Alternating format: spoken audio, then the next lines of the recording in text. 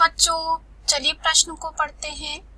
ऐसे पौधे का नाम बताइए जिसका बीजाणुभेद पूर्णतः युग्मकोद्भेद पर आश्रित होता है। इस प्रश्न में हमें यह बताना है कि ऐसे पौधे का नाम बताना है जो बीजाणुभेद कह सकते हैं जिसका पूरी तरीके से युग्मकोद्भेद पर निर्भर रहता है। तो आइए देखते हैं इस प्रश्न का हल।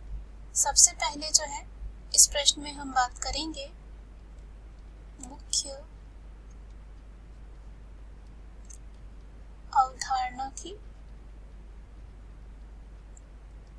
अवधारणा की बात करें तो देखेंगे कि पीढ़ी एकांतरण क्या होता है। पीढ़ी एकांतरण की बात करें तो पादप जीवन चक्र में क्या होता है कि इसमें दो प्रकार की पीढ़ियां होती हैं। एक होता है अगुणित युग्मकोद्भेद,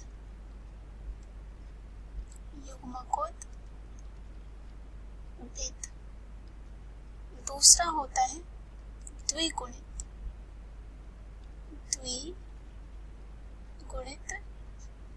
जिसे कहा जाता है बीजाणुभेद।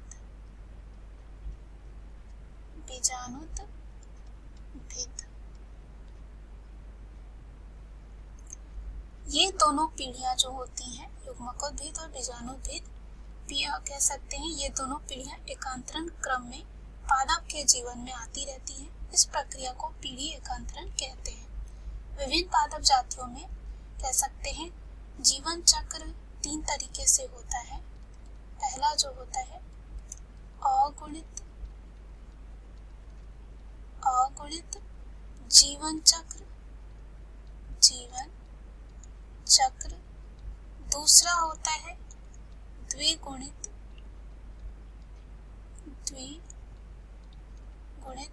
जीवन चक्र, और तीसरा जो होता है वो होता है मिश्रित में गुणित और अगुणित दोनों होते हैं।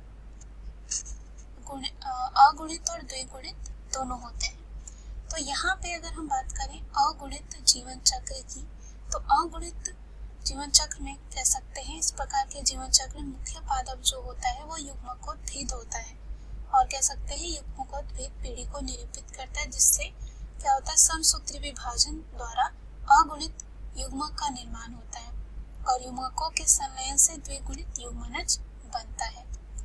अब कह सकते हैं जो अगुणित जीवन चक्र होता है आगे जाके बीजाणुभेद पीढ़ी को दर्शाते हैं, और यहाँ पे युग्मनज में अर्धसूत्री विभाजन से अगुणित बीजाणु बनते हैं जो अंकुरित होकर एक नया पादप बनाते हैं। जैसे कि ये उदाहरण देखा जाता है अगुणित जीवन चक्र, स्पाइरोगैरा, ये समय। द्विगुणित जीवन चक्र में क्या होता है, इस प्रकार के जीवन चक्र में मुख्य पादप बीजाणुभेद होता है।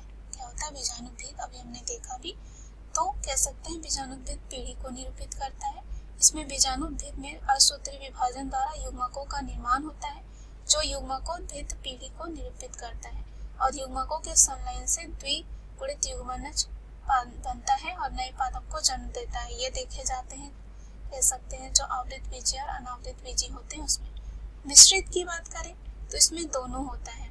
इस प्रकार के जीवन चक्र में मुख्य पादप युग्मकोद्भेद पीढ़ी को निरूपित करता है, जिससे समसूत्री विभाजन द्वारा अगुणित युग्मक बनते हैं और युग्मकों के संलयन से द्विगुणित युग्मनज विकसित होता है, और युग्मनज से बीजाणुभेद का विकास होता है जो प्रभावी प्रकाश संश्लेषी संरचना होती है। तो यहाँ पे अगर हम बात करें ऐसे पौधे का जो कह सकते हैं बीजाणुभेद पूर्णतः युग्मकोद्भेद पर आश्रित रहता है, तो वो होता है रिक्सिया।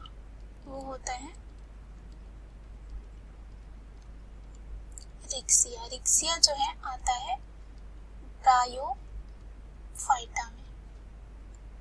ब्रायोफाइटा के ये उदाहरण है।